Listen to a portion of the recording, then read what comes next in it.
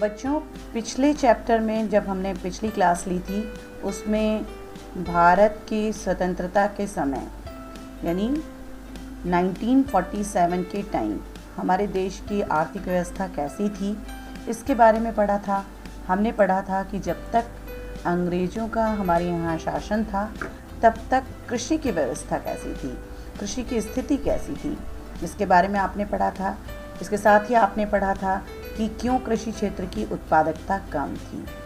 और आज हम पढ़ने जा रहे हैं औद्योगिक क्षेत्रक।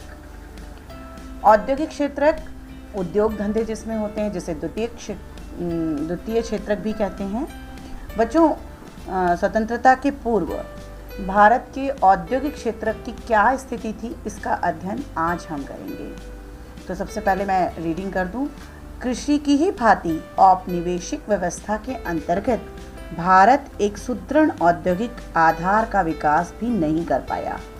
देश की विश्व प्रसिद्ध शिल्पकलाओं का पतन हो रहा था, किंतु उस प्रतिष्ठित परंपरा का स्थान ले सकने वाली किसी आधुनिक औद्योगिक आधार की रचना नहीं होने दी गई। भारत के इस विऔद्योगिकरण के पीछे विदेशी शासकों का दोहरा उद्देश्य था।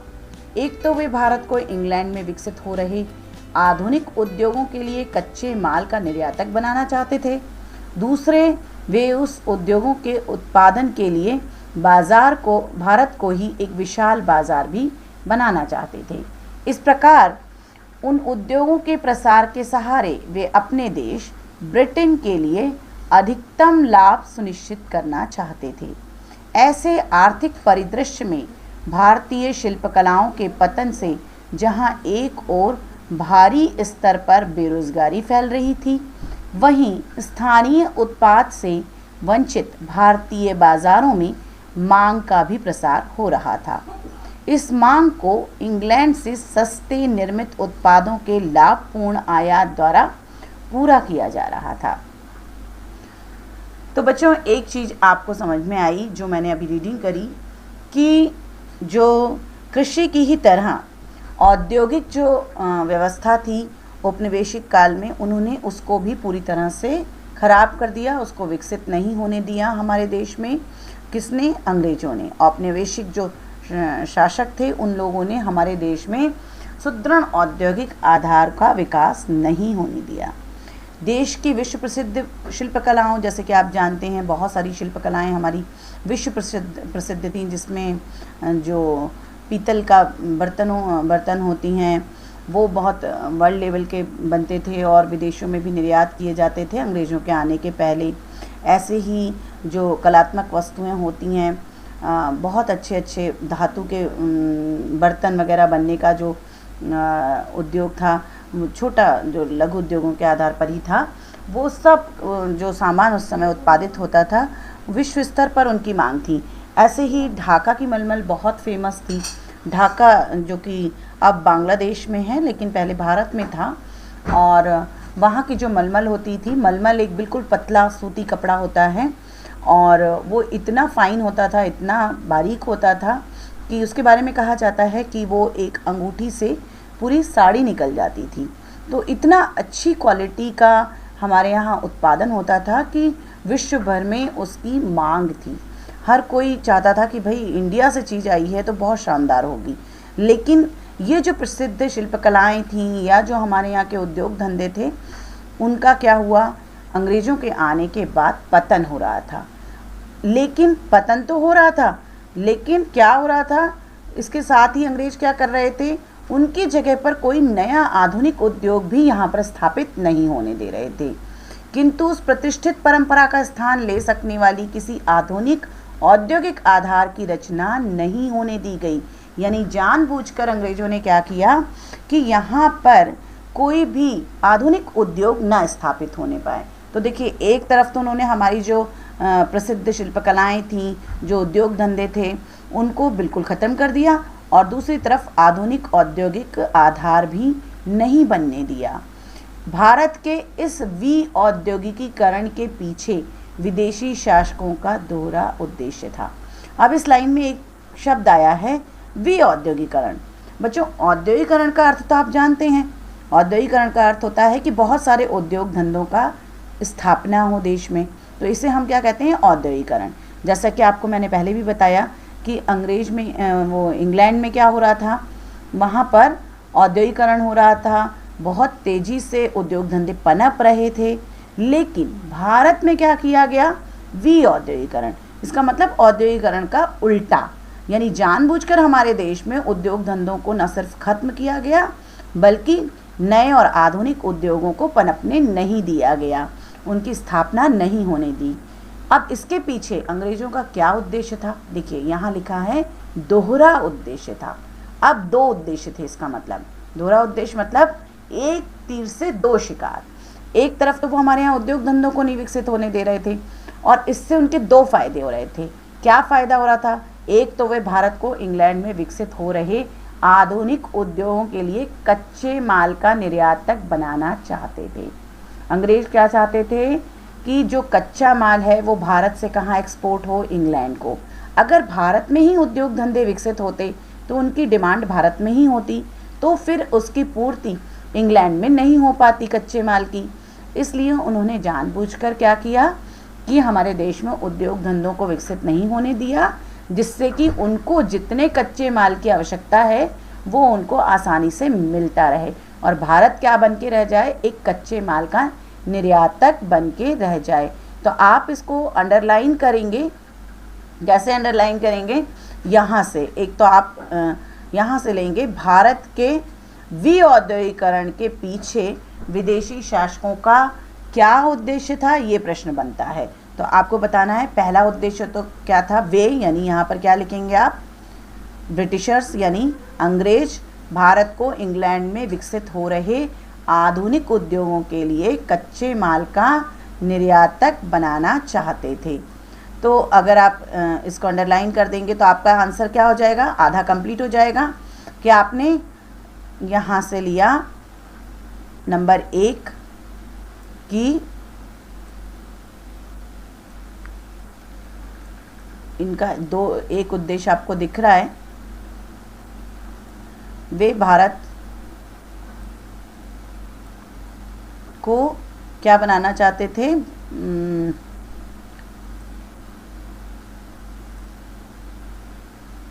भारत को इंग्लैंड में विकसित हो रहे आधुनिक उद्योगों के लिए कच्चे माल का निर्यातक बनाना चाहते थे। पहला तो ये उद्देश्य था। दूसरा उद्देश्य उनका क्या था, दूसरा उद्देश्य आपको दिख रहा है, ये था कि वे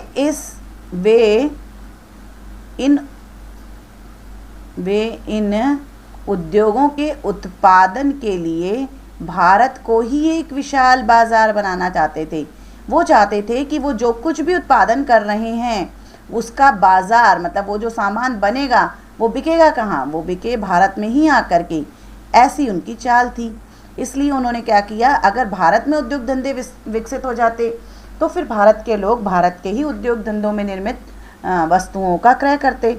इससे वहाँ जो इंग्लैंड में सामान बन रहा था उन्हें कौन खरीदता। देखिए बच्चों, आज भी यही स्थिति है। भारत एक बहुत बड़ा बाज़ार है विदेशी वस्तुओं का। तो कोई भी देश हमसे, यानी हमारी जो भारत है उससे सीधे सीधे लड़ाई नहीं मोल लेना चाहता।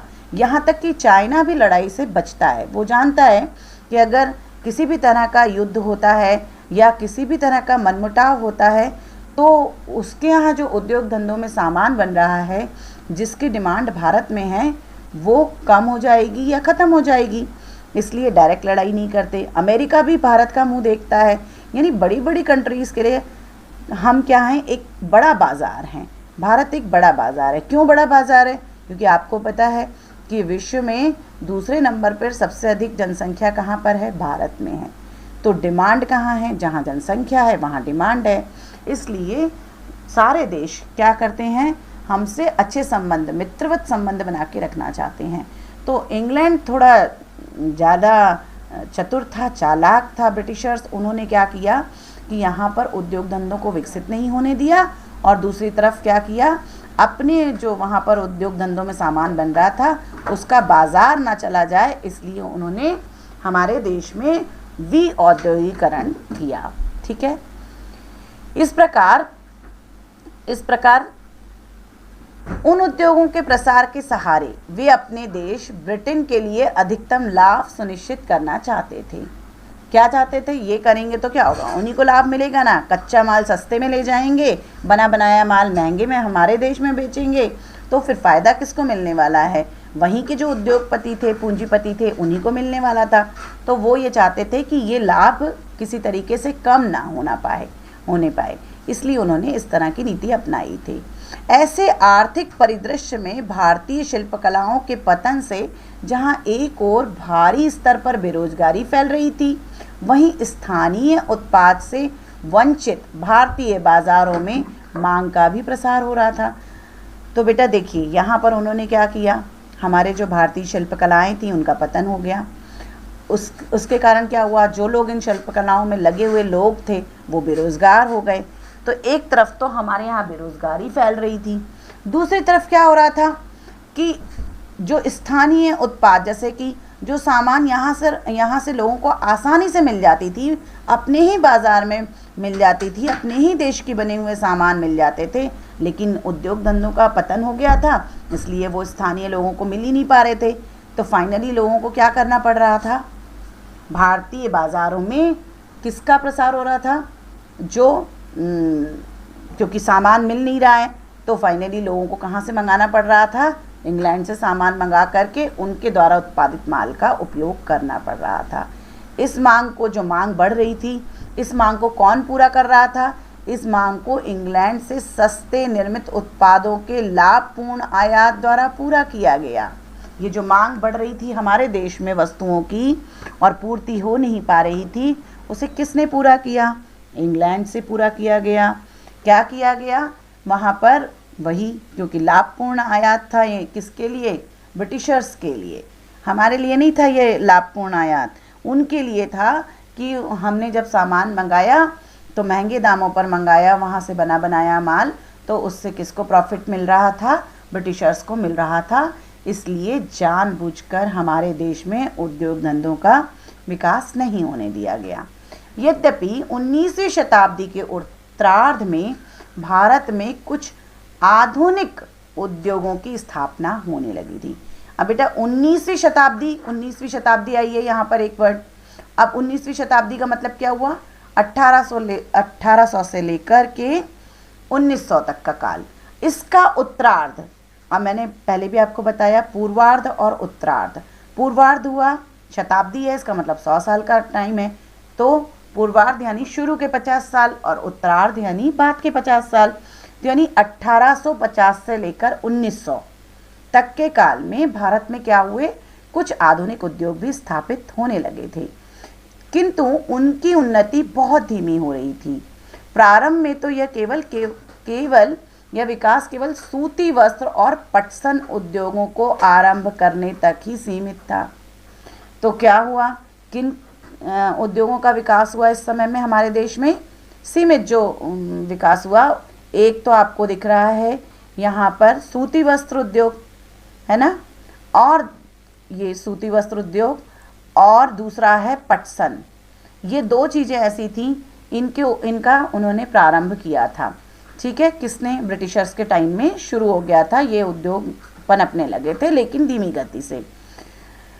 आरंभ करने तक ही सीमित था। सूती कपड़ा मिलें प्रायः भारतीय उद्यमियों द्वारा ही लगाई गई थी और ये देश के पश्चिमी क्षेत्रों, आज के महाराष्ट्र और गुजरात में भी अवस्थित हैं। आज भी आप जानते हैं कि कपड़े के लिए कौन सी जगह सूती कपड़े के लिए फेमस है? गुजरात। तो ये उस समय कहाँ था? पश्चिमी क्षेत्र था। पश्चिमी क्षेत्र जानते हैं, आपको मैंने पहले भी बताया कि किस तरीके से हम मैप में देखते हैं। अगर हम ये मैप बनाएं तो ऊपर का हिस्सा क्या होता है? उत्तर होता है। नीचे का हिस्सा क्या होता है? दक्षिण होता है। और ये जो राइट साइड में है ये क्या होता है? पूर्व होता है। और ये हिस्सा क्या हुआ? पश्चिम हुआ। और यहीं पर हमारा गुजरात है, तो इसलिए इस पश्चिमी क्षेत्र का विकास, यहीं पर क्या पनप रहा था? यहीं पर सूती वस्त्र उद्योग पनप रहा था। तो महाराष्ट्र और गुजरात में क्या पनप रहा था? ये जो सूती वस्त्र उद्योग पनप रहा था, लेकिन वो किसने किया था? ये भारतीय उद्यमियों में। थोड़े बहुत गिने चुने ही उद्यमी ऐसे थे जो रिस्क ले पाते थे उस समय, तो उन लोगों ने ही सूती कपड़ा की मिलें भी लगाई थी। और आज के महाराष्ट्र और गुजरात की भी स्थिति कैसी है, अच्छी इसीलिए है क्योंकि उन्होंने उस समय ही विकास करना शुरू कर दिया था जबकि भारत गुलाम था। उस समय ही उनका महत्व कैसे बढ़ गया था, व्यावसायिक रूप से उनका महत्व बढ़ चुका था क्योंकि वो उद्योग धंधे वहाँ स्थापित होने शुरू हो गए थे। पटसन उद्योग की स्थापना का श्रेय विदेशियों को दिया जाता है। अब पटसन क्या होता है, पटसन से क्या बनता है, आपने देखे हैं ना, जो जिसमें सामान की पैकिंग होती है, जो बोरे होते हैं वो इससे बनते हैं। तो विदेशियों ने इसको स्थापित किया था। क्यों किया था, क्योंकि वो इसमें पैकिंग करके सामान ले जाते थे, तो इसलिए उन्होंने पटसन उद्योग को स्थापित किया था। यह उद्योग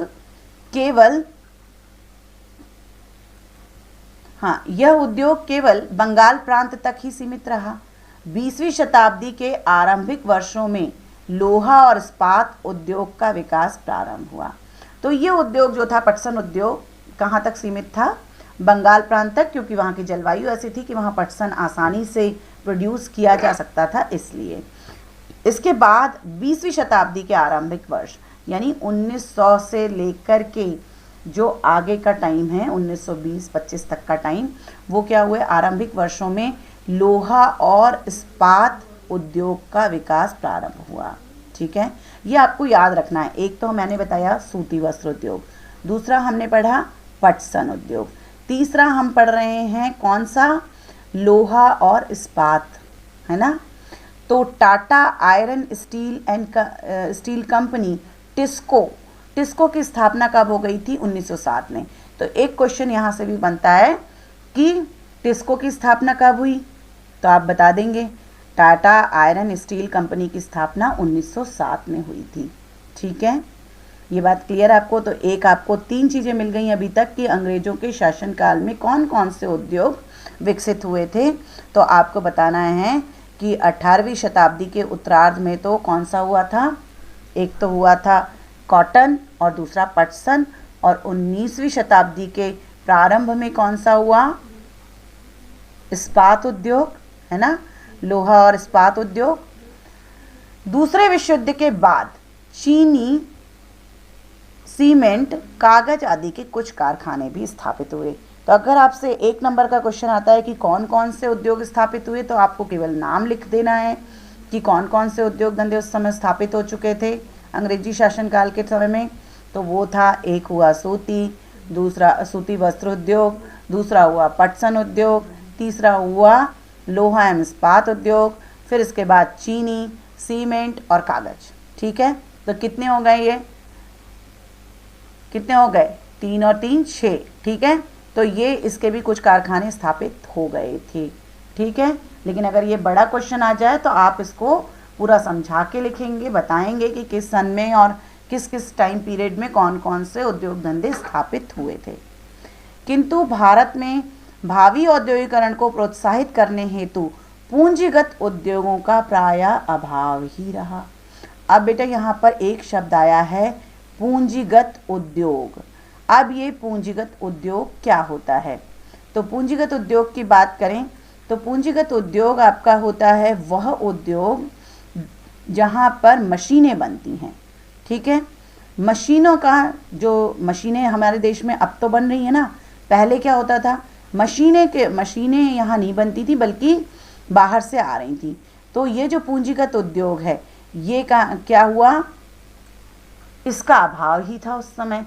पूंजीगत उद्योग आगे देखिए समझाया भी है, पूंजीगत उद्योग वे उद्योग होते हैं जो तत्कालीन उपभोग में काम आने वाली वस्तुओं के उत्पादन के लिए मशीनों और कलपुर्जों का निर्माण करते हैं। ठीक है, अब जैसे अगर कोई चीज़ कपड़ा बनाना है तो कपड़े बनाने के लिए जो मशीनें हैं, वो मशीनें जहाँ बनती हैं वो क्या बन जाएगा, पूंजीगत उद्योग।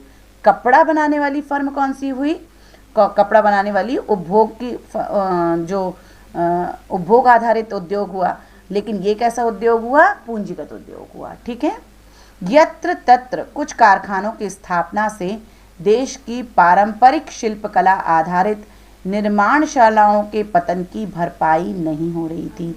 कहीं कहीं कुछ थोड़े बहुत कारखाने स्थापित हो रहे थे, लेकिन जो हमारी पारंपरिक शिल्पकलाएं थीं उनका जो पतन हुआ था उसकी पूर्ति नहीं हो पा रही थी। यही नहीं, नव औद्योगिक क्षेत्र की समृद्धि दर बहुत ही कम थी और सकल घरेलू, घरेलू का मतलब होती है एक देश के अंदर, सकल घरेलू उत्पाद में इसका योगदान भी बहुत कम रहा। तो बेटा सकल घरेलू उत्पाद, ये आपने 10th में भी परिभाषा पढ़ी है। सकल घरेलू उत्पाद क्या होता है? एक देश में एक वर्ष में उत्पादित, एक देश में मतलब एक देश की घरेलू सीमा में उत्पादित सभी अंतिम वस्तुओं व सेवाओं के मौद्रिक मूल्य का योग सकल घरेलू उत्पाद कहलाता है। आप चाहें तो इसे नोट भी कर सकते हैं। तो ये जो सकल घरेलू उत्पाद है इसकी समृद्धि दर बहुत ही कम थी। नव औद्योगिक क्षेत्र की समृद्धि दर बहुत ही कम थी और सकल घरेलू उत्पाद में उसका योगदान बहुत ही कम था। मतलब उद्योग धंधे जो स्थापित भी हो रहे थे उनसे कोई खास प्रोडक्शन नहीं हो रहा था और जीडीपी में उनका योगदान बहुत थोड़ा सा था। इस नए उत्पाद क्षेत्र की एक अन्य महत्वपूर्ण कमी यह थी कि इसमें सार्वजनिक क्षेत्र का कार्य क्षेत्र भी बहुत कम रहा। अब एक शब्द और आया यहाँ पर स्पेशल, सार्वजनिक क्षेत्र। अब ये सार्वजनिक क्षेत्र क्या होता है? सार्वजनिक क्षेत्र मतलब सरकार जिसको करती है। जैसे आपने देखा है रोड्स कौन बनवाती है? सरकार बनवाती है। इसी तरीके से बहुत सारी चीज़ें हैं, जैसे रेलवे है, वो कौन करता है? सरकार है। तो सार्वजनिक क्षेत्र किसी तरीके से उद्योगों को भी चलाती है। बहुत सारे उद्योग धंधे भी सार्वजनिक क्षेत्र के द्वारा चलाए जाते हैं, यानी सरकार द्वारा भी चलाए जाते हैं। यह सरकार उनमें हेल्प करती है, उनको सुविधाएं प्रदान करती है उद्योग धंधों को। तो ये जो यहाँ पर थी एक बहुत बड़ी कमी इस समय उत्पादन क्षेत्र में क्या थी कि सार्वजनिक क्षेत्र का कार्य क्षेत्र भी बहुत कम रहा। वास्तव में ये क्षेत्र प्रायः रेलों, विद्युत उत्पादन, संचार, बंदरगाहों और कुछ विभागीय उपक्रमों तक ही सीमित थे। यानी अगर हम बात करें कि उस समय क्या कर रही थी सार्वजनिक क्षेत्र, केवल एक ट्रेन चलवा रहे थे। कहीं कहीं विद्युत उत्पादन होने लगा था, तो कहीं कहीं पर विद्युत सप्लाई हो जाती थी। आज जैसी स्थिति नहीं है कि गांव तक भी विद्युत पहुंच गई है। फिर संचार के साधन में आपके टेलीफोन और इस तरह की चीज़ें आती हैं, जो टेलीफोन है, टेलीग्राफ है, तो वो भी बहुत थोड़ा सा इनका योगदान अंग्रेजी शासन का या सरकार का इसमें था। फिर आता है बंदरगाह। बंदरगाह आप जानते हैं कि जहाँ से जहाज़ों द्वारा क्या होता है, सामान दूसरी जगहों पर भेजा जाता है दूसरे देशों में। तो ये बंदरगाहों वगैरह का थोड़ा बहुत इन सब क्षेत्रों में तो फिर भी सार्वजनिक क्षेत्र ने अपना योगदान दिया था, लेकिन बाकी जगहों से उनको कोई लेना देना नहीं था। ठीक है, तो ये बात आपको समझ में आ रही है, क्योंकि आपको पता है कि रेलों का चलन कब हो गया था? ब्रिटिशर्स के शासनकाल में ही हो गया था। विद्युत भी आ ही गई थी, बहुत कम लोगों के घर में होती है, आज जैसी नहीं थी। संचार के साधनों की बात करें तो टेलीग्राफ वगैरह जो था उसका चलन में आ गया था, लेकिन बहुत लिमिटेड यूज़ होता था। सरकार के लोग ही इसको यूज़ करते थे नॉर्मली, जिसका हम आगे पढ़ेंगे कि वो किस काम में वो यूज़ में लेते थे इसको। बंदरगाह तो व्यापार उनको करना था अंग्रेज़ों को, इसलिए उन्होंने बंदरगाहों को विकसित किया था। ठीक है, तो ये बात आपको समझ में आ गई कि ये इस पूरे औद्योगिक क्षेत्र की क्या महत्व है, क्या यहाँ पर जो उद्योगों की स्थिति थी कब, भारत के स्वतंत्र होने के पहले। तो आप बता सकते हैं कि भारत के उद्योगों की स्थिति बहुत ख़राब थी। बहुत ज़्यादा जो हमारे प्राचीन परंपरागत उद्योग थे उनको नष्ट कर दिया गया था, उनका पतन हो गया था, जिसके कारण बेरोज़गारी फैल रही थी। और दूसरी तरफ नए और आधुनिक उद्योगों को देश में पनपने नहीं दिया गया था। जो थोड़े बहुत उद्योग स्थापित भी हुए थे तो वो अपने लाभ के लिए ही अंग्रेज़ों ने स्थापित किए थे। उनका उद्देश्य ये हरगिज़ नहीं था कि इससे भारतीयों को किसी प्रकार का लाभ मिले। तो इस प्रकार से छोटे मोटे उद्योग धंधे स्थापित भी हुए थे, जिसके बारे में हमने पढ़ा। ये जो टाटा आयरन स्टील कंपनी है, इसकी स्थापना 1907 में हुई थी। ये एक इम्पॉर्टेंट बात है। तो आप ये छोटी छोटी बातें अपने नोट्स में लिखेंगे। ठीक है, बहुत सारे क्वेश्चन बन रहे हैं यहाँ पर। एक बन रहा है पूंजीगत उद्योग से क्या आशय है, फिर सकल घरेलू उत्पाद क्या होता है, फिर आपका बन रहा है कि वे कौन से क्षेत्रक थे जहाँ पर अंग्रेज़ों ने क्या किया था, सार्वजनिक क्षेत्रक का कार्य क्षेत्र कहाँ तक था। तो आप यहाँ पर बता सकते हैं कि बहुत लिमिटेड था, और यहाँ पर था, कहाँ पर था, रेलों में, विद्युत उत्पादन में, संचार में, बंदरगाहों में, और कुछ विभागीय उपक्रमों तक ही सीमित था। और भी बहुत सारे क्वेश्चन बने कि क्या उद्देश्य था, दोहरा उद्देश्य क्या था विदेशी शासकों का विऔद्योगीकरण के पीछे। एक प्रश्न ये भी बनता है, विऔद्योगीकरण से क्या आशय है। ठीक है, उम्मीद है आपको ये चीज़ समझ में आई होगी। अगली क्लास में हम पढ़ेंगे विदेशी व्यापार के बारे में। ठीक है, तो अगली क्लास में हम मिलेंगे। और ये जो छोटे छोटे आपको दिख रहे हैं ब्लॉक्स में दिए होते हैं, पूर्व ब्रिटिश काल में कृषि, तो यहाँ पर आपको दिख जाएगा काफ़ी कुछ। ये भी आपको एक रीडिंग तो लगानी ही है इनकी।